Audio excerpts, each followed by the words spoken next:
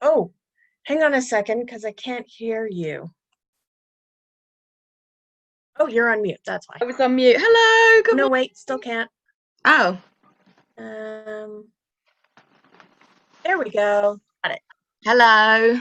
Hi. Let's do a little quick sound check, if we may. Yes.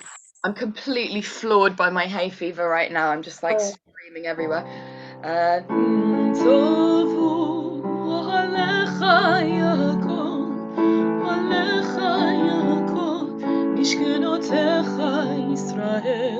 Hear everything okay? Yes. Right. I love that Pepper Matovu. And then quickly, let's do a doodah. Nope, that's not connected. Now it is.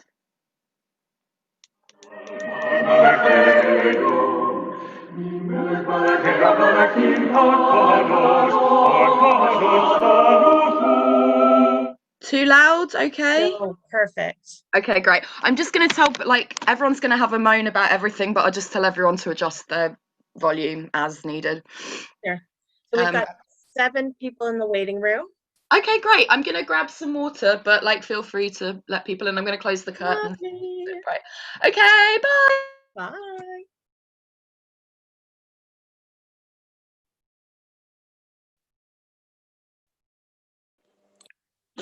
Morning, Emily. Good morning. Just having my challah roll that I made. Hi, everyone. Hello. Hi, Rose. Hi. Hi, Annie. Hi, Hey. Emily. Emily, I invited Shabbat my shalom, son in Israel honey. to join us. I invited Oh, wow. because he used to, he and Rachel were in a joint flat years ago together in Brighton with lots of others, so they know each other. Oh, wow. So if a Hi, strange person Rachel. called Robin turns up, let him in. Hi, Shabbat Shalom. Hi. Hi, Kay. Hi, honey. Oh, my God. Shabbat Shalom, everybody. Shabbat Shalom. And Helen. Lawrence, Rose, Kay, Shabbat Shalom. Rachel. Shabbat Shalom. This is great. Hi, Anne. Hey, how are you? Shabbat Shalom. What a great selection of people. Hi, Rachel. I'm trying to get Robin You have a lot to come of and join us. choristers here. It's great. Oh, my mum's here as well. Hi, Mum. Where are you? Where is she? I don't see Susie Weston. Oh, yeah, I see you. Hi, hello, Susie. Mum. Hi. Hi. The one who looks like me but a bit older. So I'm trying to get Robin to join us from Israel. That's exciting. Is that David in the background there? Hi, David. Sorry, it is. No, it's fine. I can see him. You just looked incredibly still. I didn't know if you were real for a second. It's the lockdown is taking it very seriously. I'm ready to start whenever. Oh my God, hi! This is my niece Hannah and my dad, but he's gone now. Hi, sweetie. Hi, my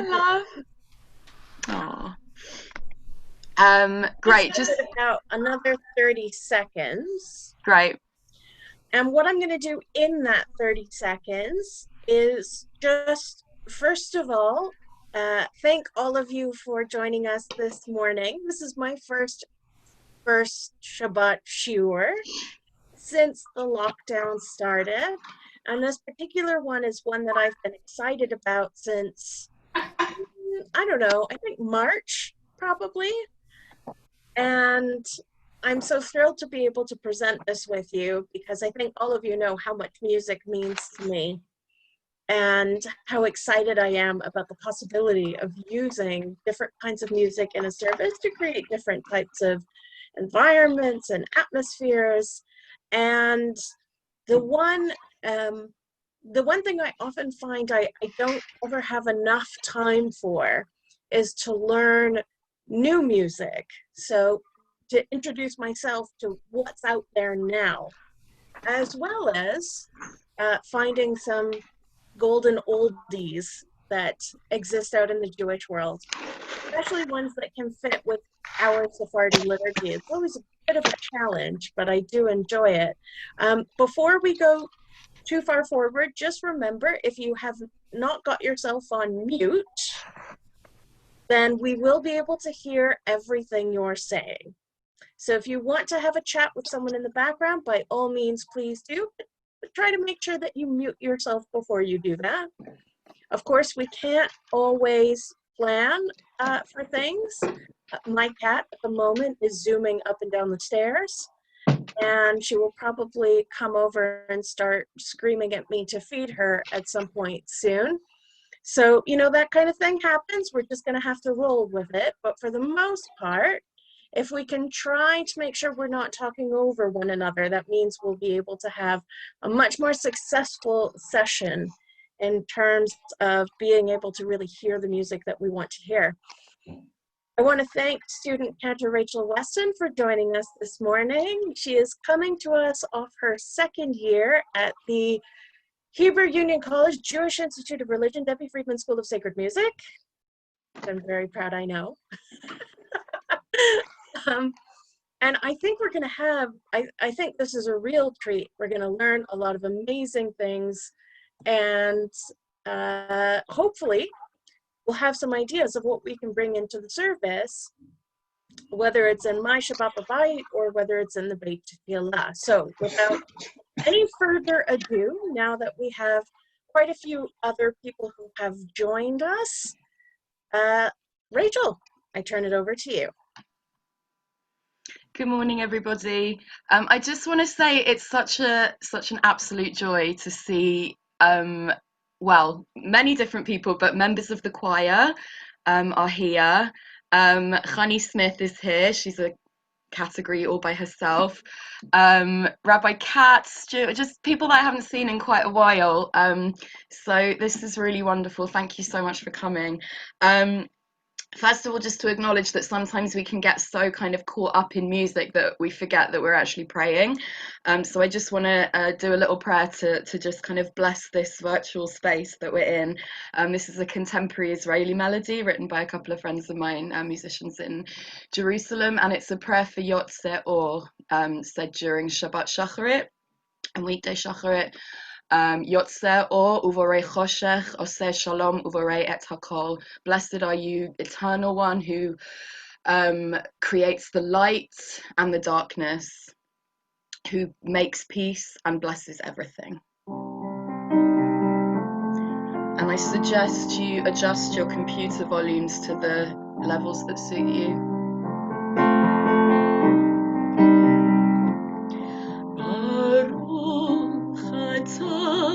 Adonai Eloheinu melech haolam Yotzer or uvorei choshech oseh shalom וברא את הכל, ברוך אתה אדוני, Eloheinu melech haolam. And I invite you to pick up whatever words or whatever the bit of the tune you can.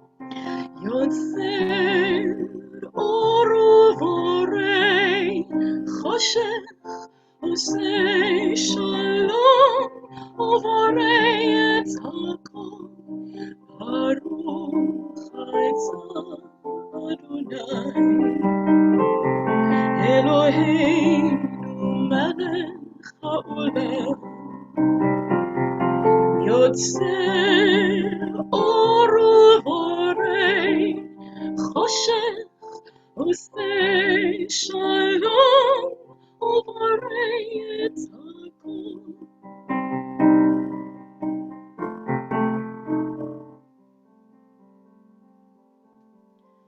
Or chaytash al Zion ta'ir v'niskeh lanu mehera le'orot baruch atah Adonai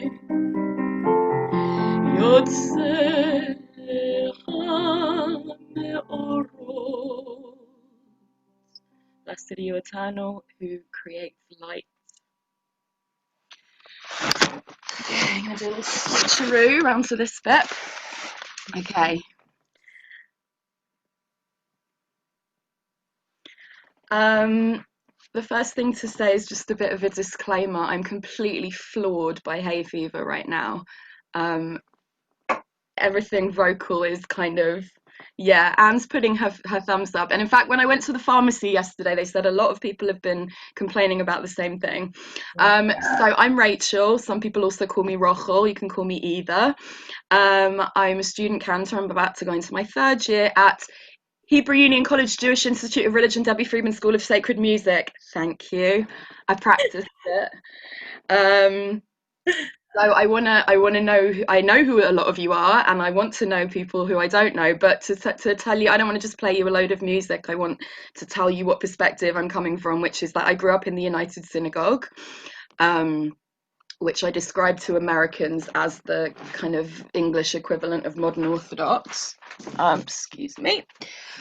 And then I was not involved in Judaism for a very long time. I was involved in other things like heavy metal music and activism. And then my avenue back into Judaism was purely through the music, through Yiddish folk song. And that led me into becoming wanting to become a chazan, cantor. And the other thing that's important to tell you, my perspective, is that I've spent 2 years in the American Reform movement. So my perspective is going to be somewhat, I want to say tainted, because that's a bit rude. What's a polite word for tainted? Like, it's going to be coloured by that, right? The American Reform aesthetic is a thing in itself, and luckily where I go to school, there's a very, very well-rounded, we get education in traditional nusach, we get taught in contemporary classical Shabbat repertoire, Shabbat and High Holy Days to come. So yeah, and the other thing is I'm a classical singer. I'm a classically trained singer who's kind of come to work with a lot of different folk media, whether it's through Yiddish folk music or more popular synagogue folk music. And the other thing to say about this is what do we mean when we say contemporary? That's another thing, and that's a whole other session, and I'm not going to go into that now because I'm aware that it's already 9:25. We have 35 minutes for all of this stuff. So there's a lot of different kind of subsections of this. What do we mean when we say contemporary? And how do we think of music in the context of what is old and what is new and what is Messini and what is ancient, and how do we think about music in the context of time? And importantly, how does that also relate to memory? How do we relate music to memory? I know that I had various Adon alums from when I was little, And I relate that to my childhood. And people think of, I think people tend to think of music from their childhood as old, and things that they're not familiar with as contemporary. I remember I was really quite shocked when I found out that the Hirsch Oseh Shalom, which we all know, Oseh Shalom b'mamavi, Oseh Shalom aleinu, beautifully sung, thank you, was written in the 60s. It was written in the 60s, and you think that that's like the Messina tune that like everybody at Sinai knew, right? So I just wanted to kind of make that clear that time and memory kind of affects how we see what is contemporary. So the way this is going to work over the next half hour, and by the way, I'll also put my email address in the chat in case anyone wants to kind of connect or ask me anything about anything that I've done, because it will be brief. The way I've decided to structure this is by taking different texts from the Shabbat liturgy. By the way, my whole year has been Shabbat everything. Next year is all High Holy Days. The year after that is the three Shalosh Ragalim. So I'm going to take pieces of liturgical text and just present different musical settings of them. I'm really glad that we've got members of the choir here, and indeed Maestro Anne, because I am going to be playing quite a bit of, is it maestro for a woman? Maestra? Don't know, who cares? Why not? You can be maestro now. I think it fits. Great, here we go. Maestro Sedan. So I'm going to play choral music as well, and I kind of know that and understand that choral music is such a massive part of the musical culture at EHRS, so I want to really kind of focus on that and honor that and speak to that.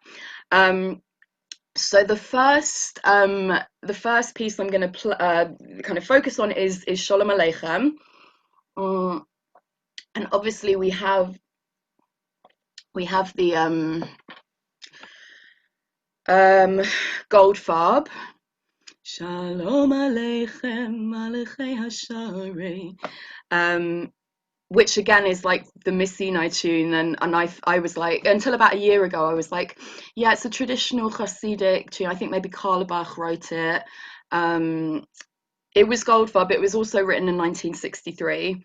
It didn't come from Sinai, although maybe it did. Who knows?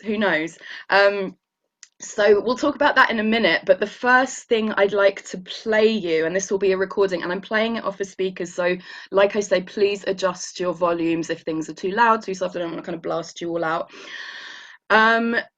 So this piece is by William Sharlin, and William Sharlin was he was born in 1921, so very much a 20th century American liturgical composer.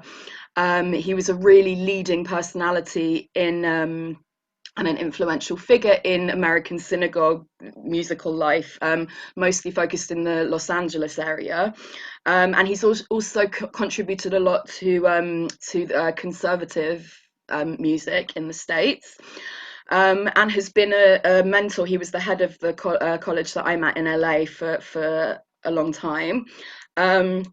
So I'm going to play you a bit of his Shalom Aleichem, and you'll see that even though he's a 20th century composer, there's real kind of hints of Baroque music. You can hear like bits of Haydn and Handel, and this kind of madrigal element to it. So as I say, be prepared to put your volumes up and down if this is too loud or quiet. Shalom Aleichem, Aleichem Shalom, Aleichem Aleichem, Mimelech Malachei HaMelachim HaKadosh,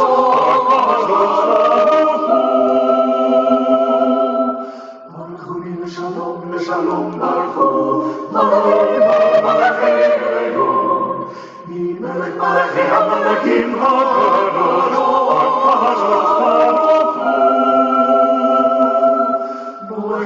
Shalom Aleichem, Shalom, Melech Malachei HaMelachim, HaKadosh Baruch Hu, Baruch Hu.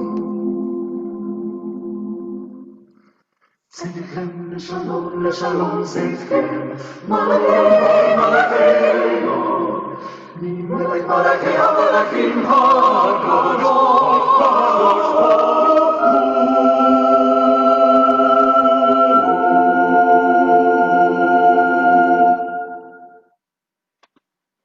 I don't know about ending in the major there, quite a lot of it's a habit that I've started getting involved in, and I don't know if I like it, quite frankly.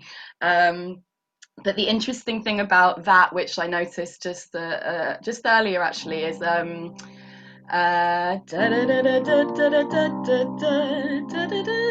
it modulates to the major in the same place that the Goldfarb does. So the Goldfarb, as we know,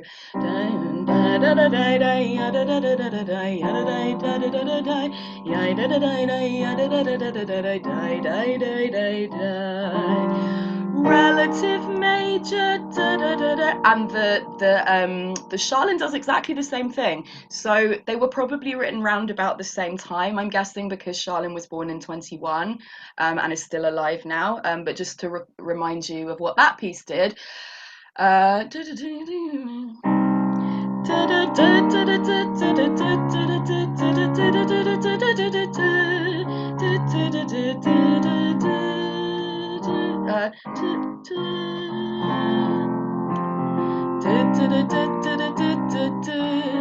Yeah, so interesting, and it brings up a lot of questions about performance and prayer, which is the thing which I'm most interested in, I would say, in my work and in my practice, and in the way I think about this is how does prayer intersect with performance here, right? Like, if you've got this kind of big grand piece, and that's something which this community is very well versed in, because there's this beautiful tradition of liturgical classical music, which we'll talk about a bit more later. So this is completely different. When I say Debbie Friedman, what do people think? Can you put some stuff in the chat? We've got a thumbs up from Andy Lucas there. So I didn't really know a lot about Debbie Friedman before I went and spent all my time with Americans in America. My school is named after her when she passed away tragically in 2011, I think. Yeah, it is 2011. I just checked my iPad. She was deified, I would say, in a lot of ways. She's an incredibly central figure. And the interesting thing about Debbie Friedman, actually, which people don't often talk about, is the cross-denominational nature of her music. Like, did I know a year ago that Debbie Friedman wrote Havdalah, that we all sing, that the Orthodox sing, that the Orthodox mostly say is folk or this or that?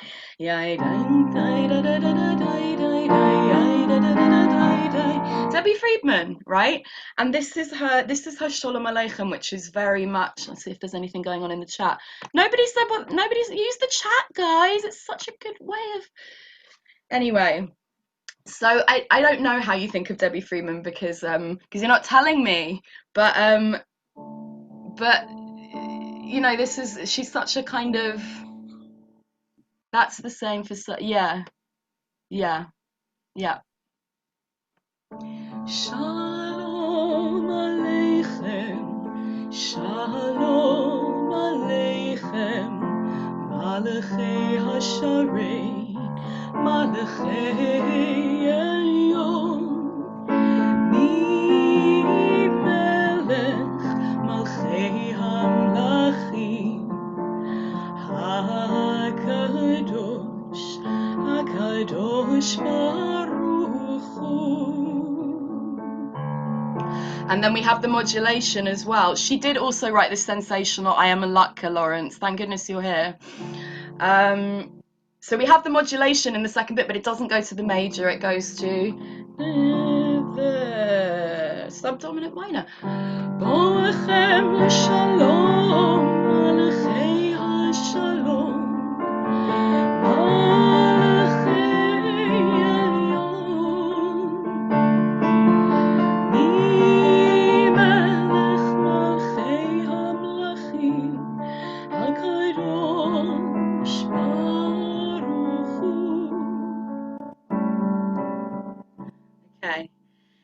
So two completely different settings, two completely different sets of singers. Something that I should say is that I lead, I serve a very small community. Well, I don't know if it's very small. It's 90 families. For America, that's pretty small. Probably by UK standards, that's pretty small as well. So I serve this community in Long Island, and in terms of instruments, I'm a pianist, so I play piano. I think of Debbie Friedman as a creator of beautiful lilting melodies. Do you know what? I feel like I feel like she's done very badly a lot of the time. I have to be very, very honest. I feel like she can be very conducive to this very kind of campy as in like going to camp in the summer, which is not my taste. It's not personally my taste. And Rosalind, I see, is shaking her head, and a gesture speaks louder than 1,000 words, I think, Rosalind, so thank you. It's easy for us to follow her music for those of us that don't have good voices. Right. So that is, yeah, there's a lot in that comment. I can't remember who made it because it's gone off my screen, but yeah, that I don't want to get into that because it's a really interesting, quite deep discussion, I think. Yeah, I have many thoughts, and maybe that's a sub session. But yes, so I play piano in my services, and I use the piano a lot in my favor, in the sense of being able to transition from one prayer to another prayer, right? So I can I agree with you. Okay, I'm not going to get distracted by the chat because that's just a recipe. I'm gonna move this so that it covers the chat so I can't see.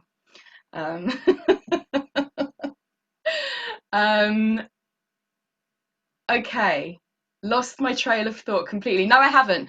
Okay, so piano, making transitions between prayers using the piano. So with the piano, you have the opportunity to do what I did with the Yotze Or, for example. And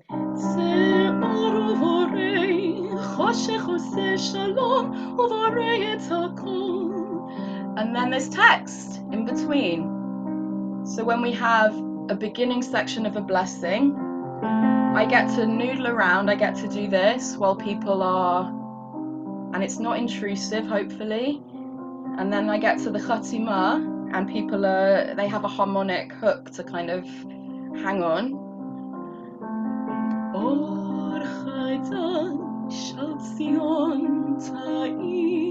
Yeah, and it's the same tune. It's the same tune as the beginning. So there's ways that I kind of use the piano in my favor when it comes to leading. Obviously, we know that guitar is a very big thing in American Reform music, and Rabbi Emily and Rabbi Mark are both guitarists. I am learning guitar at the moment, but what I do really want to introduce you to is my ukulele, which I've just started to play in lockdown. I like doing this with guitar during my informal services. Yeah, it's interesting. I think, yeah, the guitar is, I think, in the UK, like very much related to informality.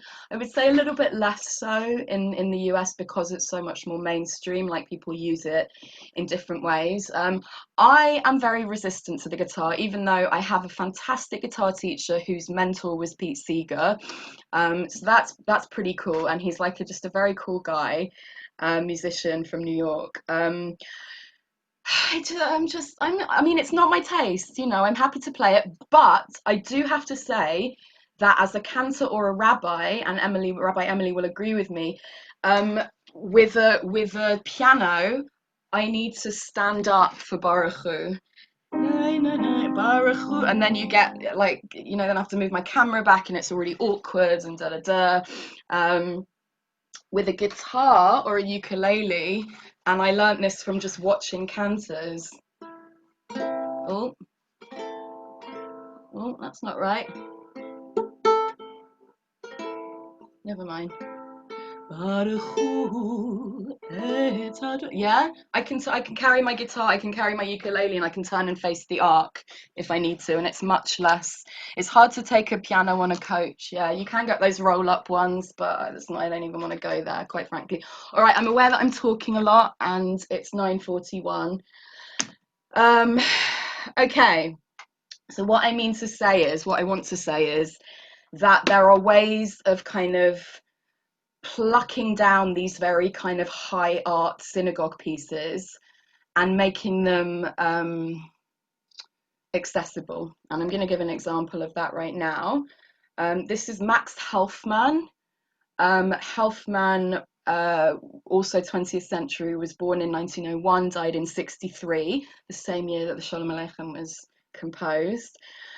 And this is his Hashkivenu. He wrote a huge body of incredible liturgical music. His Hashkivenu is incredibly special. I don't know if I'll get to play you the whole thing, but I'm going to play you a little bit of it, and then I'm going to talk about how I've adapted that to the piano. And this is with organ, so a lot of these pieces are played with organ, which is another sub-session. Okay, here we go. Helfman.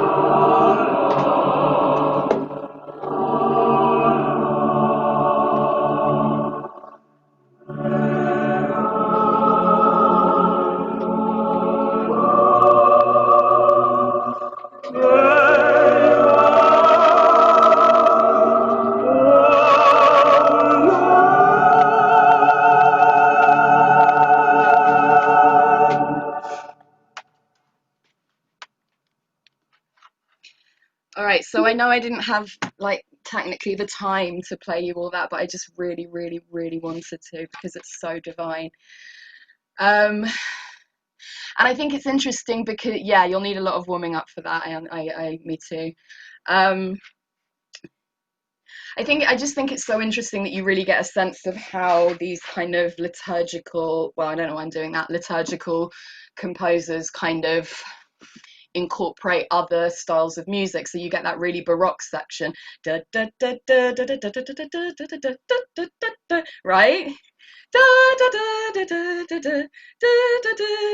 It's like that gorgeous canon there. So when I listened to this, I was like, oh, it's grand, high art, it's synagogue, the blah, like it's this thing that, you know. And then I just started playing it, and now my congregation sing it. They picked it up really quickly.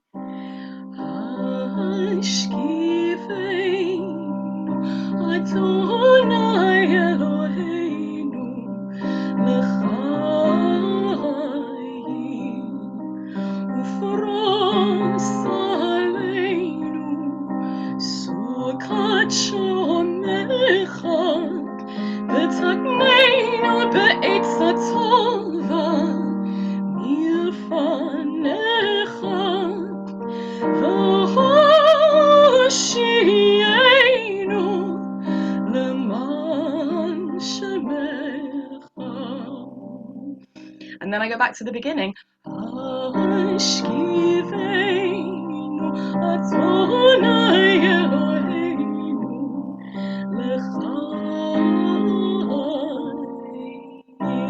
she went major.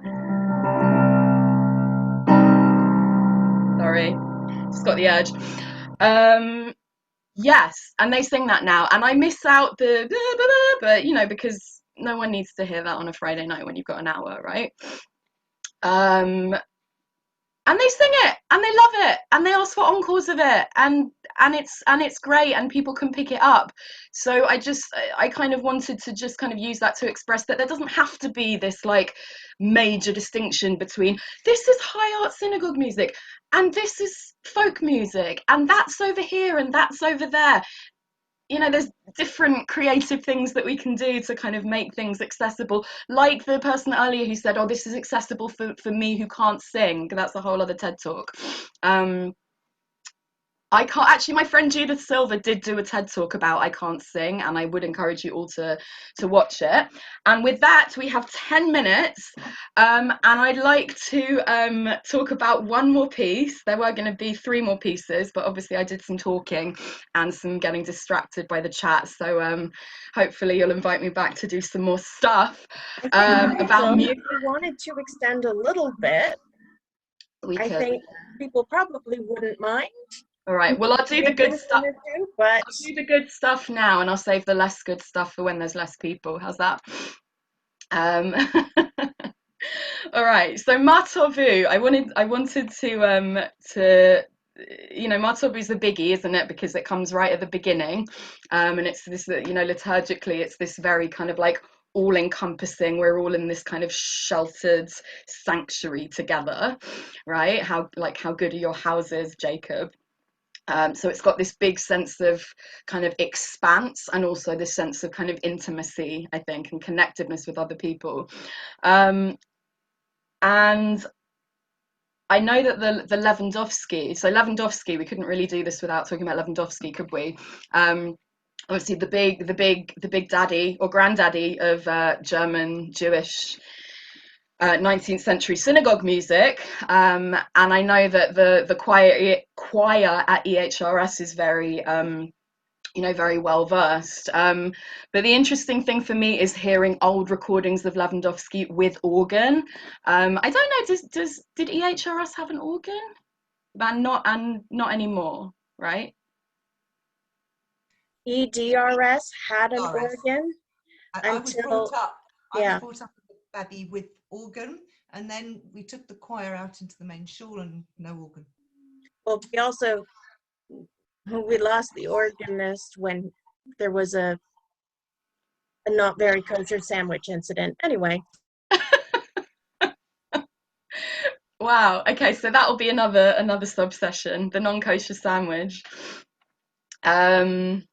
Yes. Okay. So the organ is very much a kind of product of, in America at least, this very classical reform coming out of the Jewish Enlightenment, quite a strong model for kind of European assimilation. And I have my own thoughts about that.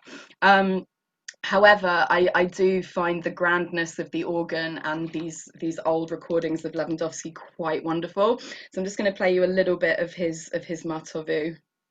And this is Israel Alter singing the solo, but I don't know if we'll get there.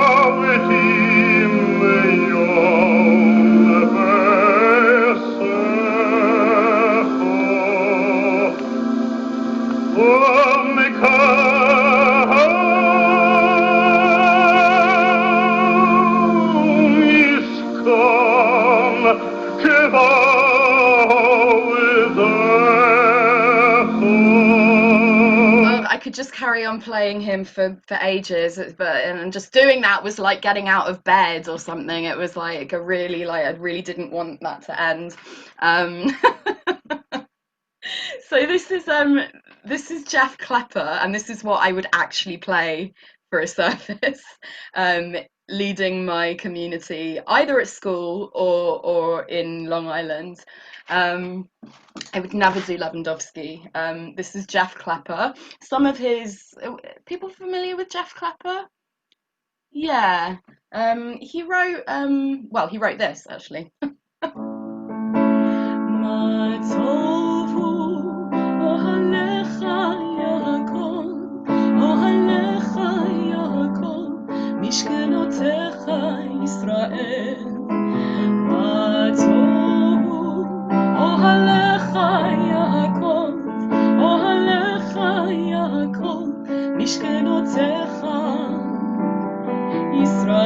So that would typically be the congregation, and then the cantor would come in, and enthusiastic members of the kahal.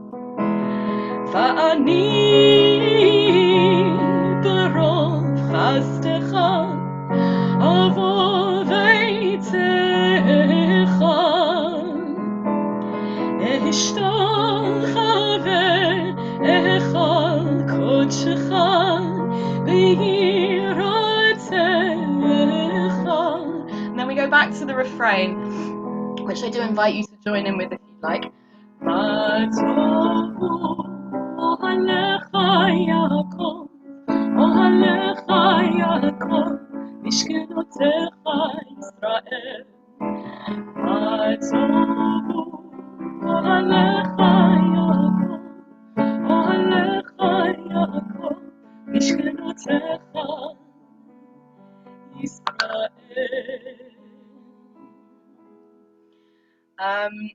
So again, very like Debbie Friedman-esque, folky, very kind of satisfying chords.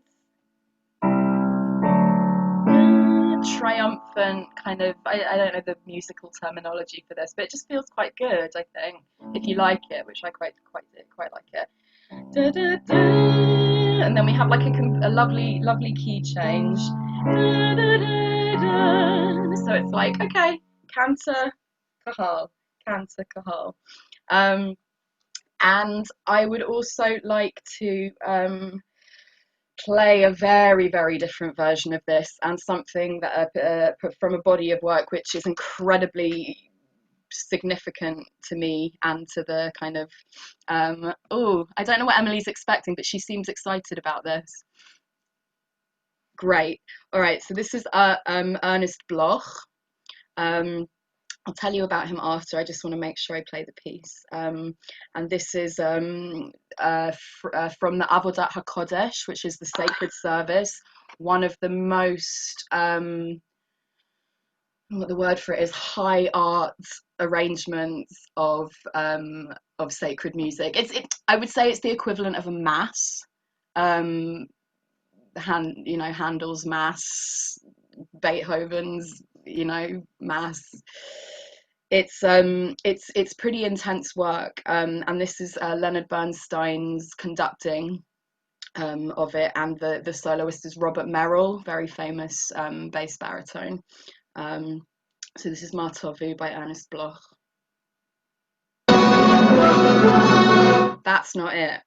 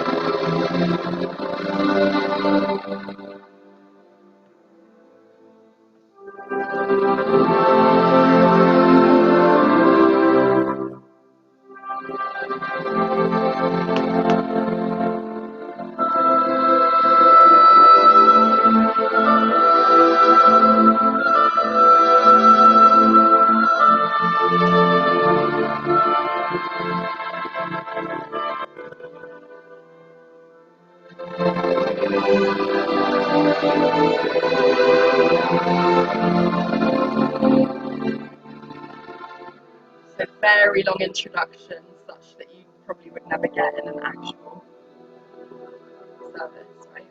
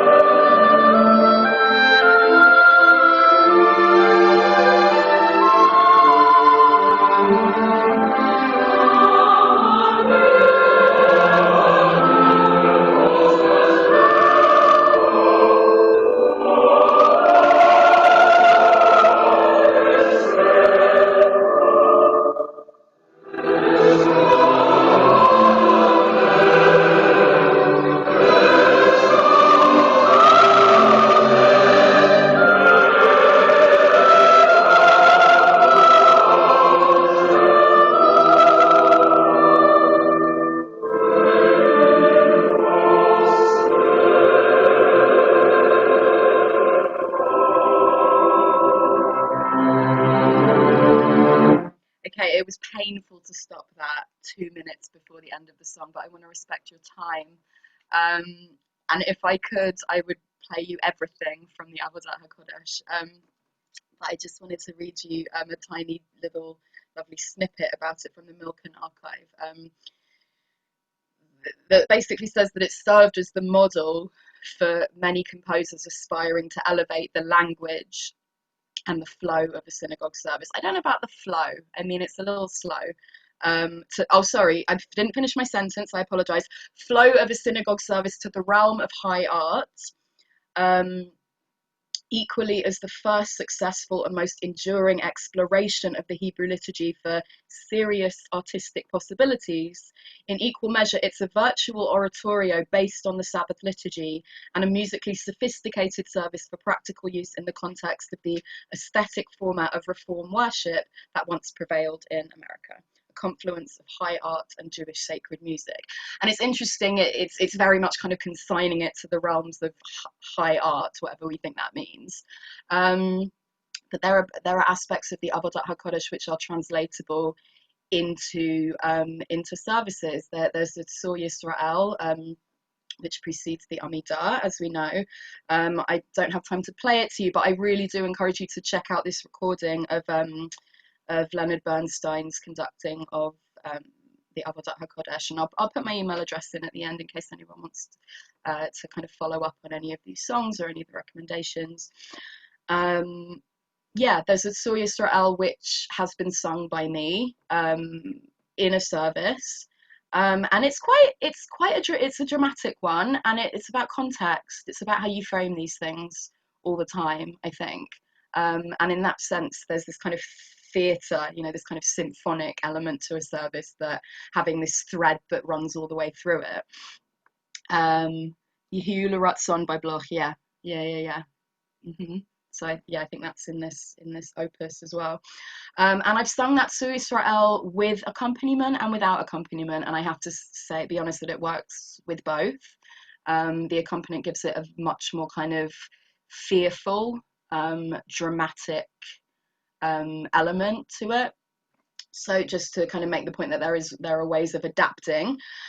I was going to talk a little bit about Lecha Dodi and Elohai Neshama, but we've already gone over time, so I'd just like to close by inviting you to sing the Yotzeh Or with me, written by the Nigunim Ensemble from Jerusalem.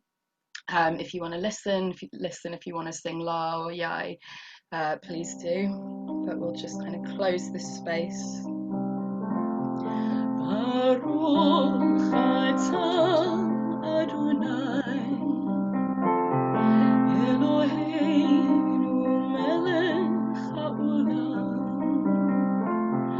Yotzei or uvorei choshech Osei shalom uvorei et hakol Baruch atah Adonai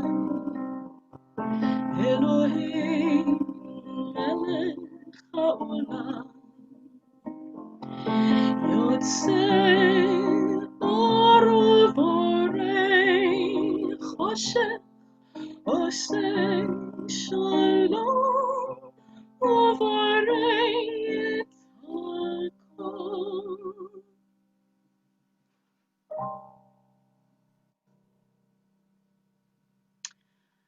Thank you so much for your time and your attention, and I will hand back to Rabbi Emily, and I'll put my email address in the chat, so if anybody wants to chat to me. So Rachel, I want to thank you for your time and for sharing your talent with us. I think one thing that's become really clear throughout the session, that this idea of what is contemporary Jewish sacred music, the reality is that contemporary means mining our tradition for those golden melodies and those incredibly inspirational harmonies and musical settings that we can use in our services today. So it's not an idea of contemporary means pop, or contemporary means using a bunch of electric guitars, or contemporary means overly singable and possibly not very challenging musically. it means taking pieces from everywhere and building services collaboratively that suit everyone's needs. And thank you so much for highlighting that. And I think you've made a lot of people very excited about potential services that we can run based off some of the things that you've shared. Certainly I have in my mind that we're going to do an entirely Baroque service now, because that would be my thing, which I think is kind of surprising for some people, being that I'm the rabbi with the guitar. Let's put the guitar away and get some good choral music going. We have to end now. Thank you so much for this. This was really a treat. And please head over to our live stream now so that you can participate in our morning service beginning in about 20 minutes, and also on our Facebook live service at 11 a.m. Take care, everyone. Shabbat Shalom.